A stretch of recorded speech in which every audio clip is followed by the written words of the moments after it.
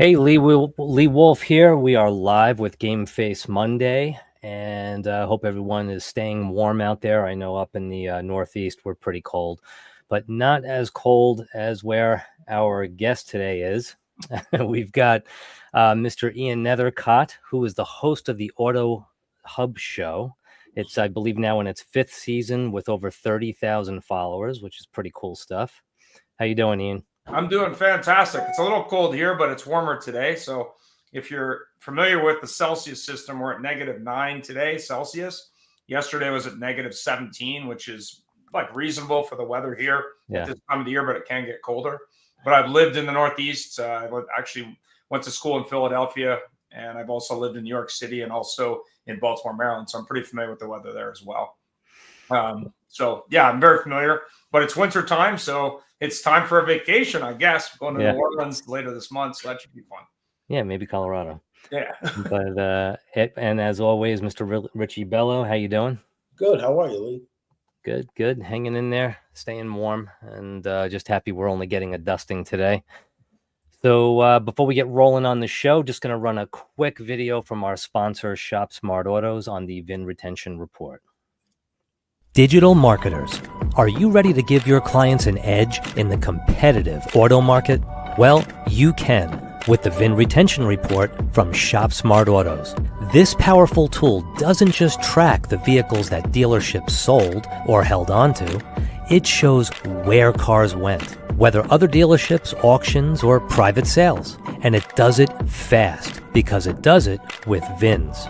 With this data, marketing agencies can create tailored campaigns that directly address these weaknesses. It's one thing to win new customers with great creative or lower prices per click, but it's a totally new ballgame when you can target each click and new customer with powerful data.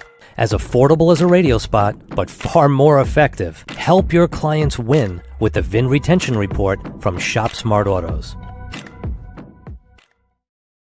All right, so we're going to dig a little deeper into that in a little bit. And so, Ian, tell us a little bit about the Auto Hub show.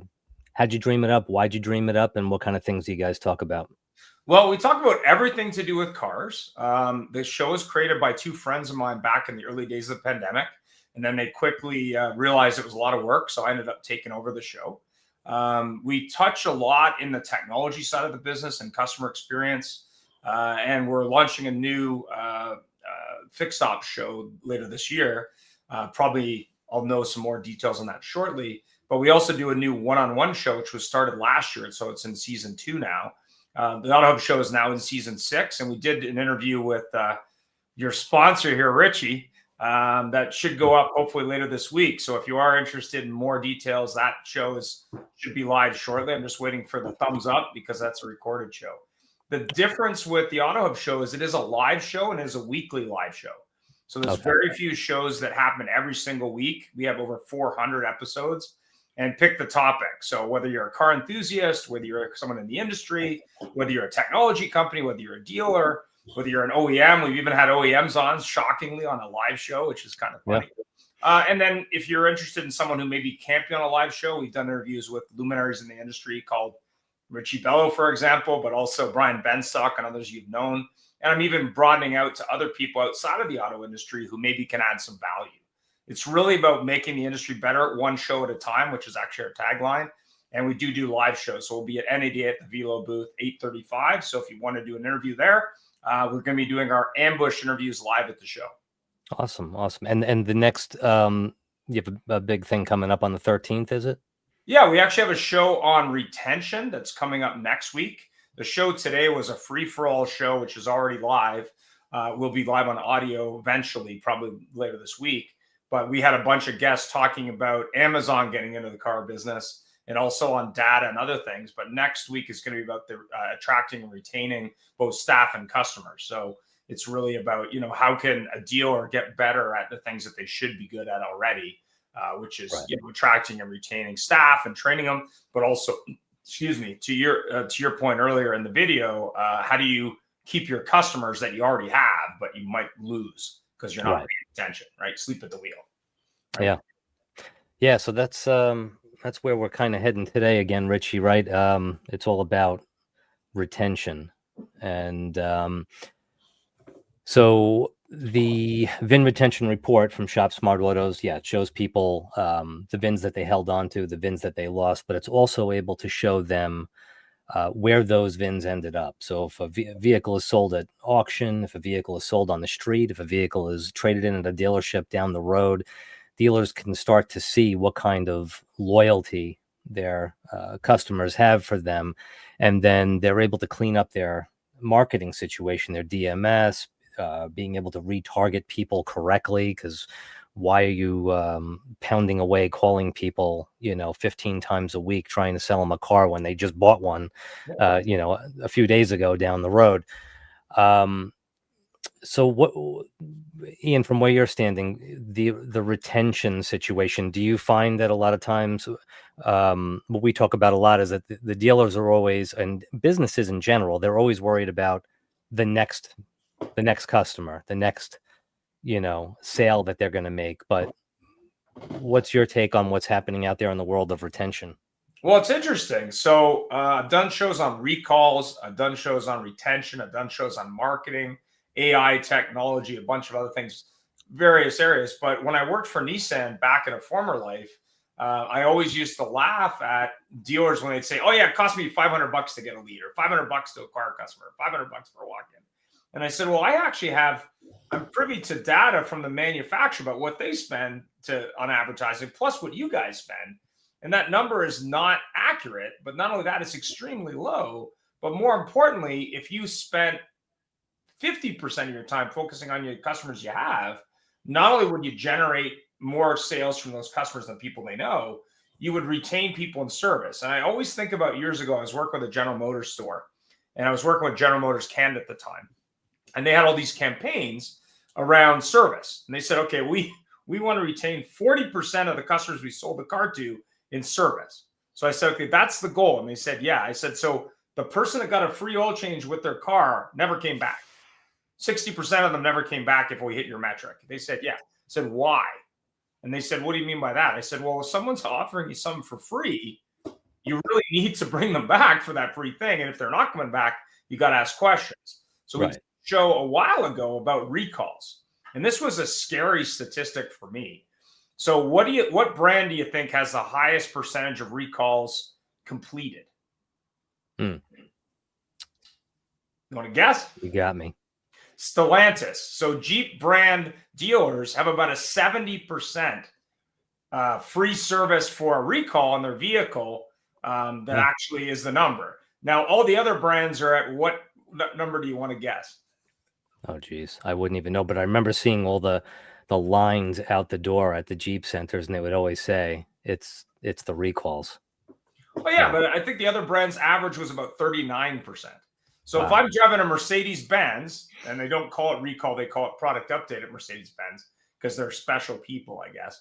At the end of the day, 70% of those customers are not fixing a potential catastrophic error with their car that might kill them. So if you're a dealer that isn't one of these other brands, pick your brand, and you're not calling every single one of those customers to bring them in to fix the possible problem with their car. I don't know what to say. And the thing that was funny, because I happen to own a Jeep product right now, and my app on my phone told me there's a recall. So I went to the dealer because I had to go do something anyway. And I said, "Do you have the parts?" They said, "No, we don't have the parts for that recall." I said, "Okay, the app's telling me it's broken. Right. But I physically come here and you don't have the parts in stock to fix it." Right. They're like, "What?" I'm like, "Well, you guys have a high number, but you should be at 100%. Like that should be the goal. Fix every car." Yeah. Like the customer ain't paying. And you better believe when they come in, they might say, "Well, maybe I want a service done on my car. Maybe I want to switch out the car. Maybe I don't like it." But that to me is a huge number, because if I have a dealer in my market that maybe I didn't buy it from, to your retention point, then I call that dealer and they fix the recall, what's the chance I'm going to buy my next car from them? Yeah, exactly. Yeah, Richie, Probably pretty high. Yeah, imagine that. Yeah. You have such a high percentage of people coming in and taking care of their vehicles, but they don't even have the parts when you get there to I mean, why aren't you calling every single customer that you can if you have a VIN number, you can probably look up some information. Why aren't you calling them saying, hey, this car could blow up? We don't want that to happen to you, but we have a repair for that. Right. When you come in, it's free. Yeah. Right? Yeah. What's your take on all this, Rich? I think it's really interesting how things have changed, and as far as retention is concerned.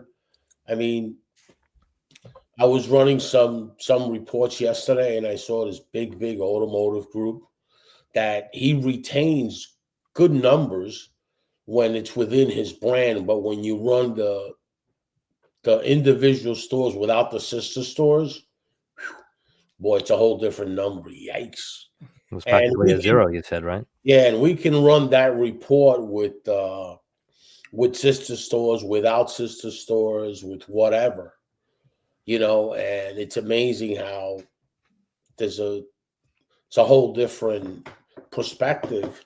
If I'm a dealer, I would be very concerned about it. I would definitely come up with a process, but it's not really, I don't really blame the dealership at all. It's the third-party lead generation companies that sell the leads to the dealer. And when you start looking at the data, and you start looking at, because I have ShopSmart, so I know what they do, because I do the same thing, right? That customer that gets a lead from, then they prove it with the registration data. Now they know that customer bought a car at that dealership. So now they keep targeting that customer, which is Cars.com, Cars Guru, and all that. So the next time that customer's in the market, where's he going to go? He's going to go to that where they found that car. But not only that, he's going to go to that person that stayed in touch with them.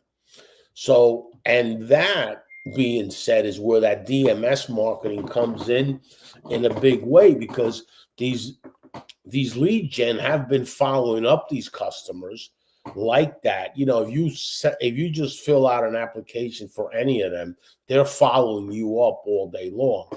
Just the Cars.com people and the Cars Guru people, they have a funnel, right? So they are following you up.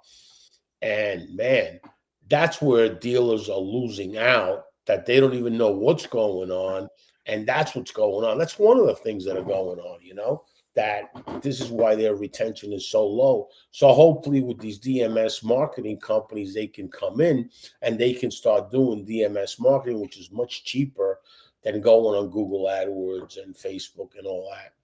And with the report, we have the report, right? We could go back 10 years of history. We can give you all your information 10 years, and you can hire somebody and clean up your database, or you can do all that kind of stuff, And what's the most important thing when you're doing with email marketing, right, or SMS? The most important thing is clean data, because if you're hitting people that are not in the market, you're not going to convert. And identifying the customers that are in the market, how do you identify that? Real simple. If you got lease returns on there, that their expiration on their lease is 6 months before, you start marketing them. Loan expiration, you do the same thing. The other thing is to look at this report and take a deep dive, Mr. Dealer, right? And look at how many of those VINs that you lost are customers that come in and service the car with you. Now you can put a number on that value and find out, wow, I lost these customers that actually are spending money in my service department. So that's why my service department is a little light this last quarter, just think about that. And you can really analyze your store. And the good thing about analyzing stuff like that is for you to come up with a process and target and get more revenue in. Because if it's like I told you the other day, the daily operating control. If a desk manager has that, he knows what deal to take and what deal not to take, right? So you're looking at what your gross profit is. Well, the same thing with this report. You can take that and figure out a solution, just like a desk manager would. He could figure out, okay, I'm getting low gross. I have to do something to get the gross up now. Right. So now I gotta minimize less deals but generate more growth. So you know where you're at. Knowing where you're at in any situation, whether it's your finances, whether it's your company, whether it's retaining your customers, is figuring out the solution, because the solution is always greater than the problem that you have. 100%. I mean, when you look at the average deal revenue today versus a couple of years ago, when people were lining up for cars, and when you look at used cars specifically, and don't want to go back to recalls, but dealers can even make money on the cars they have in their lot that don't have the recalls done, because then they can say to the customer, listen, great news, you're buying this car. We already did the recall. Correct. It's done already, right? Versus, well, we're not sure. Yeah, right. Like, yeah, I mean, it's up to you. Like, when you buy it, go over to Audi and like they'll fix it. Like, we're not sure if it's even been looked at, to be honest. Right. So, it's about customer experience. And I was talking about today about the show with Amazon, because obviously people are scared about Amazon, but at the same time, if Amazon sets up the deal, then it's great. And then they show up and it's crappy. That wasn't an advantage. So if you're setting up that process on the phone or an email or text or video, whatever it might be, and then they come into the store and it's like Bob in the corner, having a smoke, that's not good. So Right. Part of it is talking to the right people, but part of it is training that process so that that customer gets that award-winning experience, whether it be in sales or service. And really, that's about investing in your team and investing in training, but more importantly, giving them something to say. And I'll use the example of myself again. I was going in for this recall. So the dealer knew that I was doing that. So they called me and said, hey, do you want to switch your car, when you're here for the recall? I said, yeah, if someone wants to make me a crazy offer, like, I'm going to listen. I'm a car person. But they weren't even prepared to do that. Like, it was just, Right. It was like, what, like the service department's making you guys look bad. Right. Yeah. Like, their experience is better than yours, and you sell cars for a living. Yeah. Right. Yeah. Maybe you need them to train your guy. Yeah. Well, that's what Richie and I were just discussing last week. It's, let's say, you take ABC Motors, they use the VIN retention report, they see the VINs they lost. Now you clean up the DMS. Now you target those VINs that they lost through service. Yeah. You offer them free oil changes. You offer them, we'll take care of your recall. We have a car waiting for you, blah, blah, blah. Yeah. But are the salespeople trained and ready to get in there and form relationships and flip these people and get them back? And that's whether they bought a car 2 weeks ago or, I mean, and I've talked to Rich about this on the show before. My father was flipped 2 times at Lexus in the service department, getting an oil change and sometimes they take his car to get it cleaned. Yeah. 2 times in a matter of 4 years, he had 3 cars. Yeah. There's no reason why this shouldn't happen.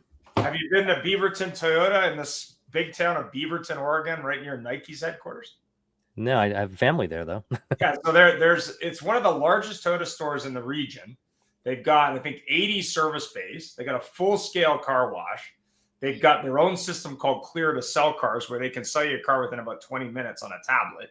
But the thing that's a real masterstroke for them is they've got an office, a physical office, when you're checking in your car. That's like, the whole purpose is to talk to people about switching it. That's their whole purpose. Right. They got a cafe that's like better than Starbucks inside the location. Plus, they've got a retail store to sell the Toyota gear, like the hat, the t-shirt, this, that. But the thing that was really interesting to me when I worked with them is they're so good at retaining service customers. They actually have service customers that have had their car since new, and some of these cars are from the late 80s that are still servicing it at the selling table. So what shocked me about it was, so I was doing some research in that market to other dealers, like Hyundai dealers and they're in the same town. I went to this Hyundai dealer and I said, okay, I'm looking at this Hyundai. I think it's a Palisade. I needed one for my job. I said, I need a lease. Do you have the car? What's the price? He goes, well, I don't handle the pricing. I just show you the car. I said, okay, all right. Do you have it? Yeah, I have one. Okay, can I talk to the guy that does the pricing? He goes, oh yeah, let me get my manager. So the manager comes over and pulls out the Foursquare. And I go, okay. So the guy selling me the car, he can't even talk about numbers at all. Wow. I can go over to Toyota. I can do that with the salesman at the desk. He doesn't talk to anybody. Wow. He can do the deal right there in 10 minutes. He'll even send it to you at home so you can configure it at home and come back and pick it up. But you're in the same town and you can't do this. But the funnier thing wasn't that. I'm sitting at this desk, and in that market, if you're not familiar, Subaru is like the number one brand for imports in that market. So there's a couple there with their mother, and she was looking at a Hyundai versus a Subaru. So the salesman decided to get in an argument with her about how much better Hyundai was than Subaru, but not understanding the Subaru product. So he's basically winging it in a Subaru town with the mother and the kids. And I'm like, that's the battle you picked? He goes, what do you mean? I go, dude, like Subaru is like, this is the number one brand in this market. Like there's more Subarus sold in Oregon than Chevrolets. Like it's crazy. You don't understand this product. You might want to learn it. Yeah. Oh my God. Oh, the region. Now, Richie, Ian was talking about not only the retention of customers, but of your employees. Same thing, right? What I got to say about that is if you don't retain your employees, you're never going to retain customers. So that's the first thing you got to worry about. Right. Years ago, like maybe when I came to Long Island, there was a dealership here that consistently always had a Newsday article looking for salespeople, right? And every month he used to have the managers meeting and just to brutalize his managers. Our retention's terrible. Our sales retention is bad. I have a service. He's a big group, out here. And he was like a nightmare, right? And he never fixes retention, back then. And he still has a problem with retention. He's constantly on an Indeed ad now. So now it's not Newsday. Now it's Indeed consistently. And that was part of his thing. He's an old school guy, and he's always changing pay plans and pay plans and pay plans. He hires you with a good pay plan. Oh, so that's it. And, it's a store that they've had so many salespeople in there, so many employees, The only thing he's able to retain is a little bit in service. And what does he retain? His service advisors. Yep. And then you got another company out here that he's the opposite.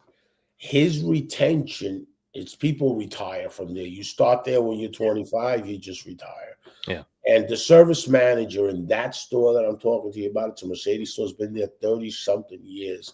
Service advisors, 25 and 30 years. They know everybody. Right. So everybody he's unbelievable what he generates in the service department.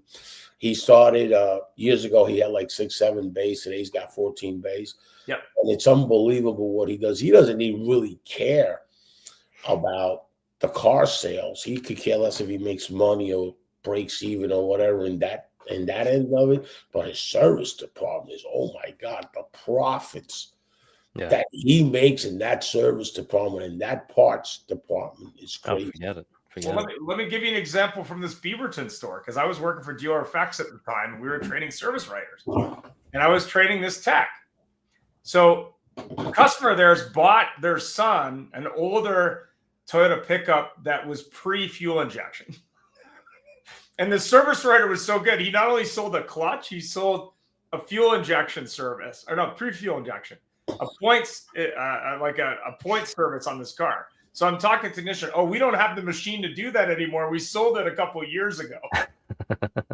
So he was trying to sort of figure out how he could do this service on the car. Right. And the thing that was funny about it was they have generational customers there who basically they don't go anywhere. Like they continue to service a car that generally at a dealership, if it's out of warranty, they're going somewhere else. But here the service is so good. They're like, yeah, I'm not going outside of this dealer. And the thing that's funny about retention, and it was funny because we've done a number of shows about HR, unfortunately not well listened to because it's HR, was the average sales retention number. It's something like a 70% attrition for car sales if you're male. And if you're female, it's 90% leave. But in service, every dealer's crying for technicians because they can't find any. Service writers, same thing. The reason is if I got a technician, they're at my store and they love me as an employer, I'm not going anywhere. Like, why? So, that's the challenge, but also the opportunity, because when I worked at a dealership, and it was many years ago now, one of the technicians who'd been there for years I got most of my referrals from him. Why? Because he trusted me and I talked to him every day. The biggest misstep for a salesman at a car dealership is not building a relationship with service writers and technicians, because service writers, they'll give you somebody because they don't want to give the customer the bad news. Like, Right. this bill is 10 grand. You should just get a new car. Right. Right. Why don't you talk to Ian about that, by the way? And then I'm just cut him a check, whatever. But that the service opportunity, if you run a great service department, is monumental. My family's been in the business over 100 years. A well-run dealership, the service department should pay for the overhead. If you're not running a great service department, you're going to lose money on the overhead. Like, it just doesn't make sense. Right. Like, that's where that absorption comes in. NADA is very big. The academy is very big on getting you and teaching you your absorption, how to do it. I know one guy that's really good at it, which his name's Michael Stoll. He works for CDK Global for years. Right. He also worked for ADP before he got bought over by CDK Global. So he's one of the best guys that I know on the absorption, and one of the best guys that I know on fix ops. He was an ex-dealer years ago. The same like you, family out from Michigan, you know. And let me tell you something. Today, there ain't no such thing as absorption. Today is like crazy, you know. I mean, when I was like a manager, and the first thing I watched was absorption. I wanted to find out, and that's managing your expense the right way. Yeah. You know, today nobody cares about like the customer pay labor. I hear that a lot, but nobody looks at the effective customer pay labor. Well, I'll give you an example. I was working with a dealer in Los Angeles. This is really funny. They were a Stellantis dealer in Los Angeles. Okay. And the dealer was complaining that the service writers couldn't sell tires in Los Angeles, downtown. So they had one of those old school tire racks with the tires that are screwed to the rack. Okay. They had like, whatever, 4 tires. So I said to the service writer, I said, do you have any inventory of tires? He says, no, we have to order it. It takes 45 minutes. I said, so you're in Los Angeles, you have no tires. So I asked him, I said, these ones on this rack, the 4 tires, do you have a full set or you just have the 1 tire? He goes, I don't know. I said, oh, okay. So I went over to parts. I said, okay, so these 4 tires, are these the only tires you have in stock? He goes, what do you mean? I go, well, did you buy 1 or did you buy a set? Right. Do you have like 3 or do you have the 1? He goes, I don't know. I said, well, maybe you might want to look it up. So he looks it up. They only had the 4 tires in their entire tire inventory in downtown Los Angeles. So then he says to me, yeah, we can get tires. I said, okay, great. So how long does that take? 45 minutes. I said, who is going to wait 45 minutes in Los Angeles to get a set of tires? So fast forward, I was there for a couple of days. I had a meeting, large deal group in LA. I think 25 rooftops, big urban market. I had a meeting with the fixed op director for the group. He says, what tires should I start with? Like, what tires should I get? I said, the ones that came with the cars you sell. He says, how do I do that? I said, well, you call a tire distributor and they'll land the inventory. Like, how much did you want? He goes, oh, how do I do that? I'm like, well, there's a couple of tire distributors. You can call them up. They'll deliver the tires. Like, not a problem. Wow. Like, you can have inventory today. And the thing that made me laugh about that was, in some cases, it's no inventory, but in some cases, just badly managed inventory. But how can you expect a service writer to sell tires, which, by the way, is the most important thing they should sell to any customer because it retains them at a high level? Right. They don't have the tires. Yeah. That's Yeah, like they can't just Costco pull them saying, right yeah, off I the don't rack. have any. I got no tires. Sorry. You can come back though, right? Yeah. I can't say that didn't happen to me a few times at Walmart, because I'll go to Walmart to, you know, grab an oil change or a tire rotation. And a couple of times I've needed tires, and their auto tire center will not have the tires in stock, and it's unbelievable. Well, I used to train BDCs years ago, and one of the first trainings I would do is I'd call up third-party service departments because the BDC agents are like, oh, the dealer's too expensive. Like, the third parties are less. So I said, okay, let's call Walmart. Let's call Jiffy Lube. Let's call Minute Lube. Let's ask them. And the funniest one was the Walmart call. So I called them. I said, okay, I got a Chevy Cruze 2007 do you have the oil? Oh, no, we don't stock it in the service department, but we have it in the store. I said, okay, so what's the cost? Well, if you bought the oil, then you'd come back and then we do this. And I said, so you can't give me a straight answer to the service cost? Like, do you rent your bay? Like, can I come in and service it myself? But the funnier one was Jiffy Lube. So they're like, well, we don't have that oil, but we can make it. I said, so in the Jiffy Lube, you have an oil refinery? He goes, what do you mean? I go, so you're mixing oil in the back? Like, what are you doing? Like, I'm not kidding. I recorded it. I was like, wow. Wow. I believe it. I believe it. Yeah.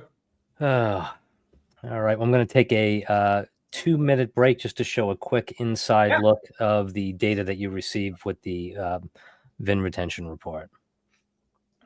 So here you can see an example of your VIN retention report. Right at the top, you're going to see the total VINs you sold over a period of time. You're going to see the sales that you retained. You're going to see the VINs that ended up going on the market elsewhere. You could see it broken out by month. And it's really going to give you a good picture of how your retention situation is going. As you move on, these are your past VINs sold relisted in the last year.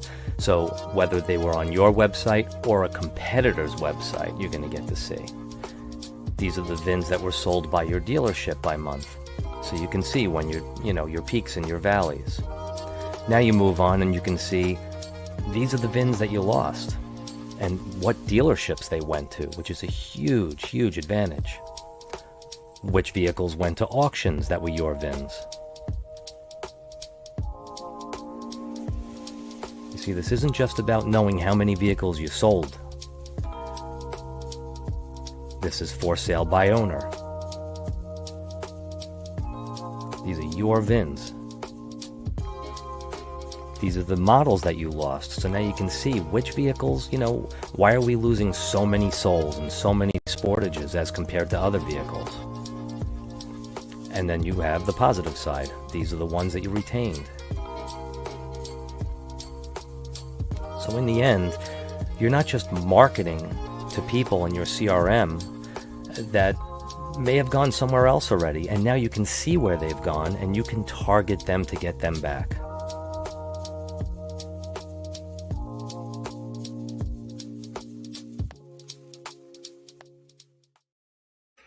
All right. So that's just a little deeper dive into the data that you receive with the VIN retention report from Shop Smart Autos.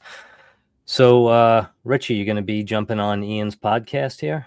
Yeah, I think so. So the other thing I wanted to talk, since you just showed that report, yeah, the used car situation with that report is the game changer. Okay, that's another thing that helps a dealer because it is a comparison report. So if I'm a dealership, right, and I'm seeing that my used cars, I'm averaging 200 days or 100 days, let's say. I says, wait a minute, let me check something out. Let me check my market. What I call it, what's hot and what's not, right? So then I look at the car that they're selling, right, in that marketplace, and now I know, wow, okay. So now let me come up with a strategy and know which cars are worth what. Because here's what happens. They go on Vauto and a Honda Accord EXL, they just put a number on it based on what the conditions in wholesale is. What about the conditions in retail? Now, my neighbors, my other dealerships have 3 Accords. I don't, because I'm not putting the right number on it. But in the last 3 months, they flipped them 3 times. Whoa, take it easy now. Now, what do? I got to come up with my strategy. And with this report, that's what the report does. It tells you where the cars are going. Right. So now it's telling me what's going on in the market, and knowing as a dealer what is going on in my market currently is key. Now, what happened last year? The OEM sends you the, RDR on an email all the time. It used to be in a fax. Now it's in an email. They send you that email, and now they're comparing you to your other stores, right, in the district, comparison of last year. Okay, what does that mean? Market conditions change within 60 to 90 days. Yeah. Okay, so what does that mean? But I have a tool now that I can actually look at all my competitors and see what they're currently doing now, see what inventory they're carrying, seeing all this information and who's trading what where. Right. You know, here in Long Island dealers, just to let you know, if you want to see a report that's really a game changer, call me. When you look at CarMax here, game changer. I mean, the stores out here must be losing a lot of business based on those reports, and it's terrible what's going on. And that's a major player here. He wasn't here a year and a half ago. Last year, he wasn't here. So now it's a game changer. I mean, you got to look at these numbers. You know, you got to look at the competitors. I was on the phone with somebody not too long ago. Well, I don't really care what my competitors do, really. Well, then you're not in the car business. You know then you're not in business, period. Because if you're not really paying attention to what your competitors do, then you're in a coma. Because believe it or not, in the business world, you're at war every single day. Oh, 100%. Okay. Yeah. And if you don't have the right soldiers, and if you don't have the right machine gun, you're going to get taken out. Okay. Because when somebody else knows the market and you don't, and you're not educating your used car managers and used car directors on what to buy and how to buy it and step up on these certain models. Like imagine you have the report, you send an email to your used car directors and tell them, I want you to step up on these 3 or 4 models. I want to take industries. Nobody's watching that. Yeah. That has to do with management. That has to do with inventory management. That has to do with, you know, I wonder in a dealership, how many people actually walk the lot?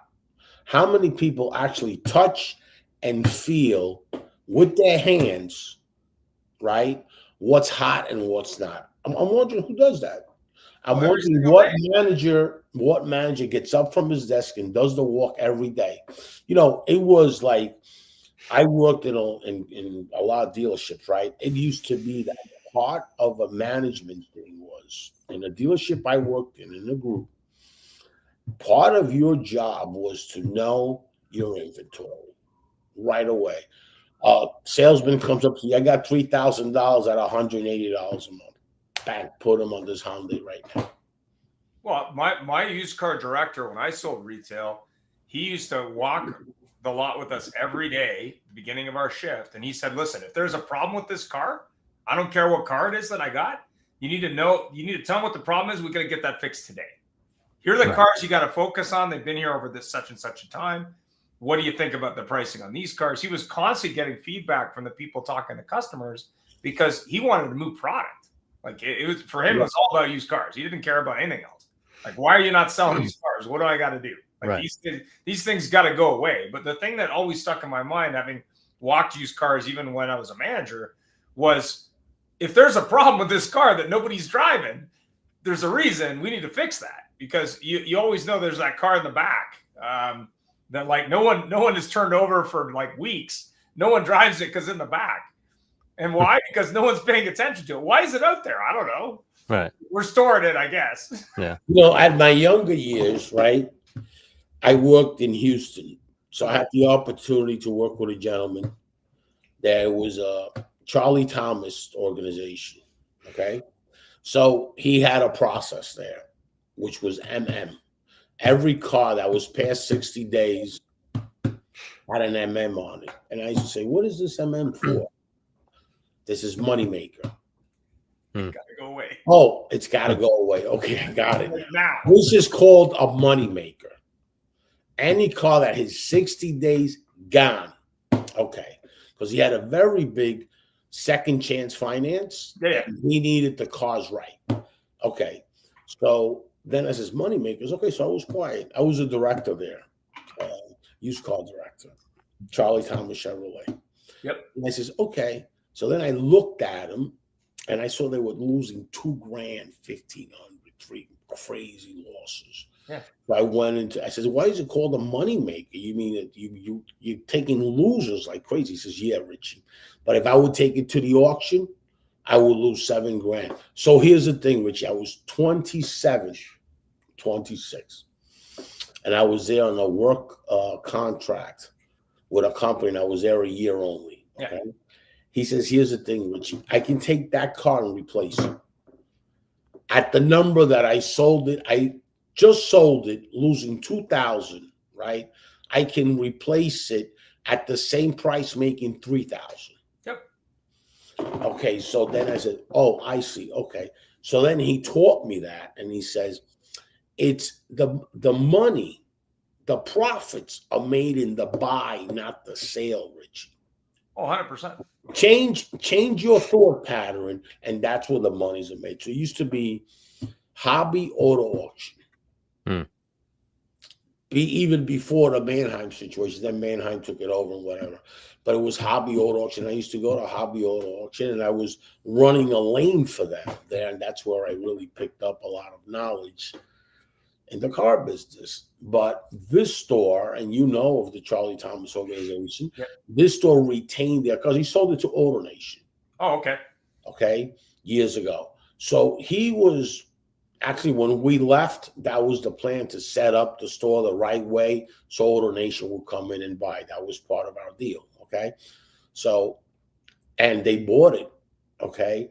He had such a great metrics and such a great thing with retention. Why was it so good with retention and referrals? Because he was the only one in that whole area with 30-something stores that did second chance finance very strong. Oh, yeah. So guess what? That helped his retention more than anybody. Right across the street, we had a big company called McDavid. That was the we used to outsell him all the time, right? And it was, he focused on retention so much, and this was before reviews and before all this nonsense is out there.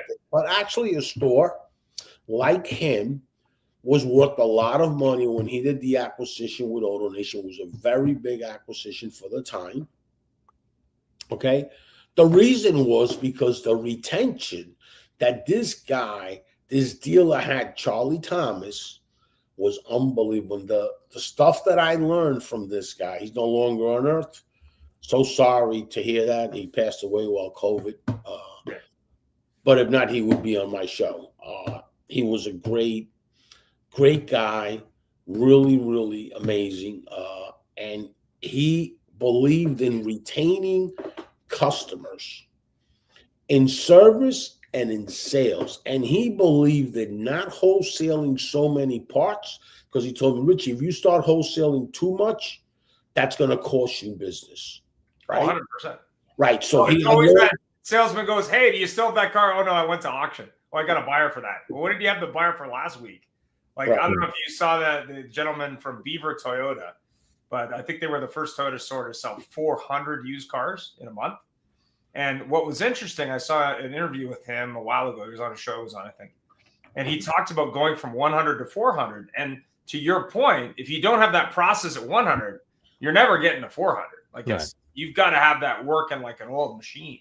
And I agree with you 100%. If you're not process driven, if you're not reconditioning these cars quickly, if you're not getting them photo ready, if you're not moving that inventory every 30 days or less, you're going to have a problem. And I think there was a lot of dealers during the pandemic who had that problem because the value of used cars went like this. Right. Like, they were paying way too much for them. I mean, I sold a car that I had for what I paid for it 2 years before.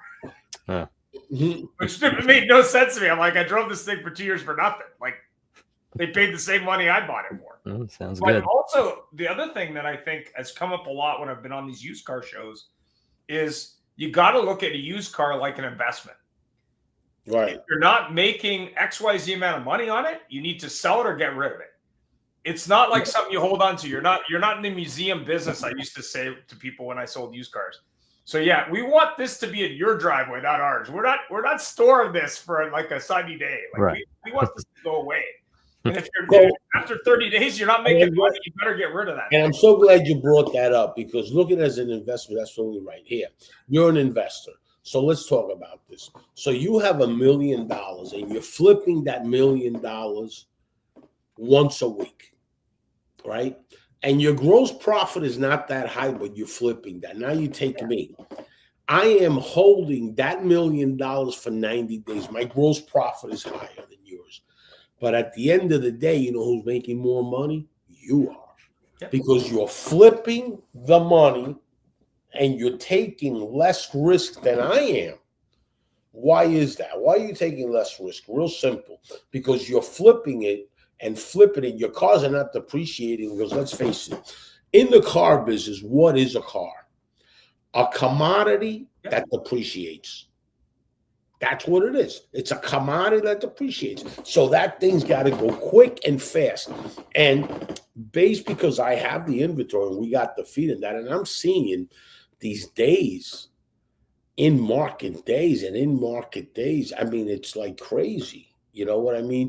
And and that's the problem, that you got to right away be creative from when that car comes in on trade, become a merchandiser. Everybody today is a marketer, but nobody realizes it, that merchandising is the biggest thing.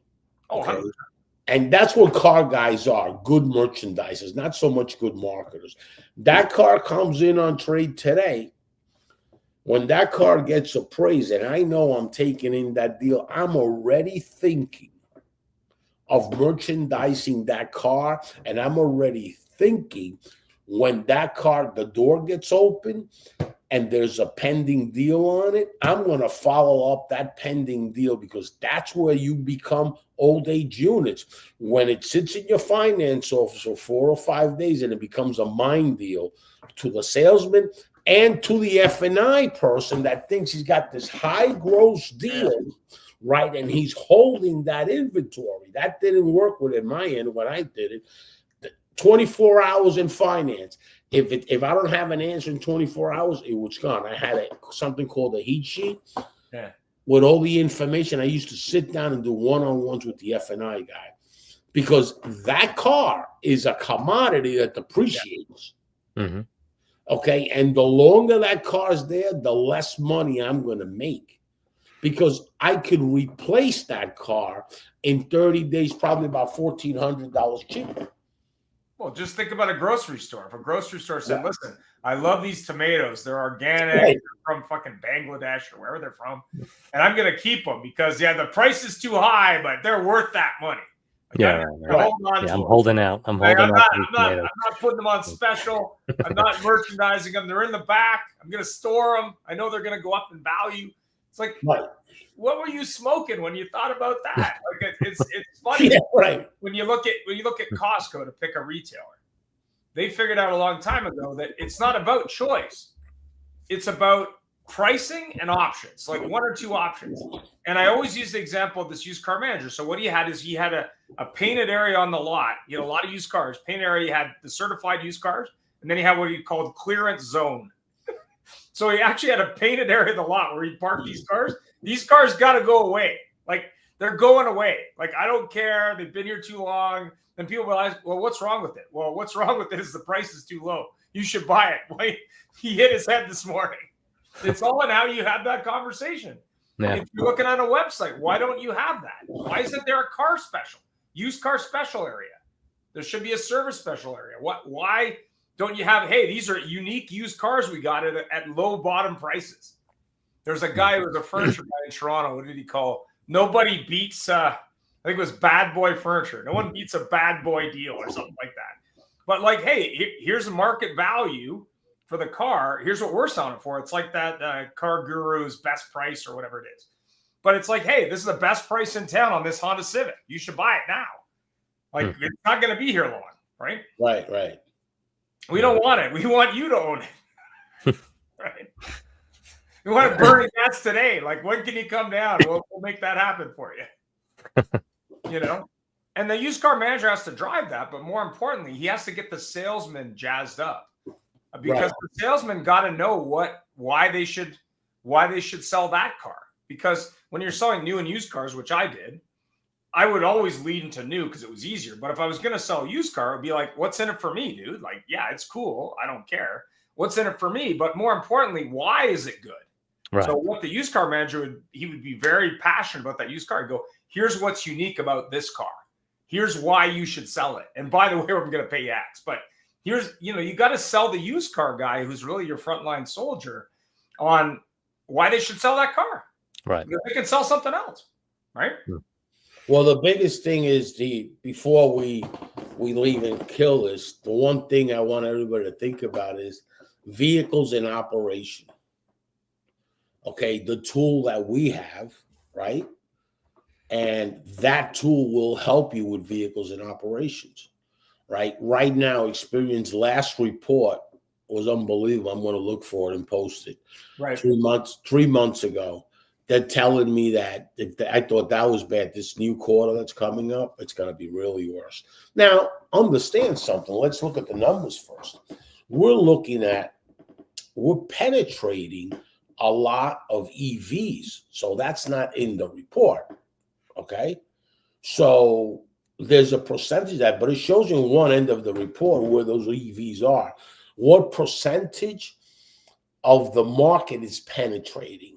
Okay. Because there's registration data. What's penetrating? Okay.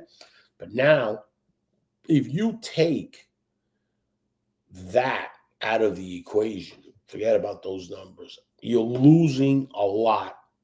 Vehicles in operations. Well, why is that? Why are we losing them like that? The vehicles of operations has been a real problem since a year and a half ago, 2 years ago. And that's something to be concerned. The other thing that's coming into the market, and that is directly communication. This has to do with communication. Lee mentioned about the tires at that store. Lee mentioned, Pep Boys is a big thing. All these other service shops is a big thing. Why are people going there? Because they have this perception of it's $250 an hour. I'm not going to be paying for $250 an hour. Well, okay. Well, that's good. You're not staying in touch with your customer. Hire a DMS marketing company that cleans that data, stays in touch with that customer, because now you're in touch with him. Okay, go to Pep Boys, Mr. Dealer, and tell him, do something with Pep Boys, right? Say you want to do your car repair there, right? Watch what happens every single time that they know. So if you have a car with 10,000 miles and they see the registration, that they know more or less how many miles you drive, watch what happens. You get an SMS and an email in your inbox. That's what your competitor is doing. Yep. Why ain't you doing that? Well, it shows on your vehicles of operations. The results are showing right now on that. It's like that time of 2008 when all these dealers went at, they just gone. You know why? Because a lot of people that had money or had financing opened up a dealership and thought they knew without no dealer academy and all that. And the OEM at one time, you had to have somebody with dealer academy, right? Yeah. Then they opened that up, and then anybody could have had a dealership. You imagine that? Mm-hmm. And you know how many stores went completely out of business? Why? Because they were managing it wrong and they weren't doing the right things. Right now, you got a real problem with your vehicles of operation, and that is a worse issue than sales could ever be. Right. Because that is a monthly income for you, Mr. Dealer. That's a problem. That's something that has to be addressed. Everybody knows my number. Everybody knows I'm out there. Everybody knows my email. I'm constantly out there. Call me. I'll be more than happy to help you. There are issues right now in the automotive sector, and it has to do with that. Listen, Amazon's coming in. Amazon's coming in as eBay Motors did, basically. They're selling cars through the dealership, not through them. Nothing to panic about. But let me tell you, keep losing those retentions like that, and Amazon will take over, because then the OEMs will say, wait a minute, we're losing all the vehicles in operation. Amazon is saying that they're going to open up all these stations for repair. No problem. Because when you look at Amazon's retention, it's great. And when you look at their stores, that are out, like Yeah. that Amazon Fresh store, the other one, all these stores, Hmm. Whole's Food, you look at their retention. When a customer goes there, they're always going back there. So you know what's going to happen if dealerships are losing all this before you wake up. Amazon will be in the car business and will be doing this. Pay attention to your retention, Mr. Dealer, but more important, pay attention to your vehicles in operation. You Right. gotta come up with a process to capture those customers back to you. Okay, something has to come together, because if not, the car business how we knew it ain't gonna be around. Right. 100%. Yeah. I mean, Yeah. Amazon, it's all about customers. I'm not saying they know everything, but it's all about customers. But Right. the other tip that a dealer did that I thought was really brilliant, he took his own car to a third-party service department and he said, listen, I'll buy anything they present. The amount of money that they made selling him stuff versus his own dealership was shocking. Yeah. It's crazy. Because they presented it every time, not because it was necessarily good. His own team wasn't doing that. Right. Yeah, it's a good example. So, Ian, every Monday, 11 a.m. is the Auto Hub show. Where do they find you? Well, I'm everywhere that you normal suspects would find me. So I'm on Spotify, I'm on iTunes, I'm on Amazon Music, I'm on YouTube, I'm on LinkedIn. I've been on LinkedIn a long time. I'm on Twitter now as well, and X. I'm not on Facebook because it's unreliable, so I went with X instead. And then, of course, I am going to be at NADA at the Velo booth. So if you want to do live stuff, I'm going to be doing ambush interviews at the show. And on YouTube, probably the best cache of video content. But if you prefer audio, it's on those other platforms as well. And Awesome. definitely check out Richie's interview. Hopefully he'll give me the thumbs up today, and I'll have that out by later this week. And that was a really good interview we shot. I think it was on Saturday. Saturday, yes. Yeah. So if you want to know more about Richie, that'll be out. And if you want to sign up, you can go to autohubshow.com. You can sign up to our email list. We're at about 16,000-ish dealers on that list, North America wide, plus some international. All right, And awesome. boy, oh boy, just looking at here, there's a lot of snow. Yeah, so much for a dusting. Yeah, well, you can always go skiing. That's not a dusting now. Wow. Before we get rolling here, I just wanted to remind the audience that Richie's book, Let Data Take the Wheel, has hit Amazon. And I just wanted to read something really quick from it. All profits from this book will be donated to our U.S. military veterans who need hope in their lives. Suicide is a complex problem that disproportionately impacts the military community.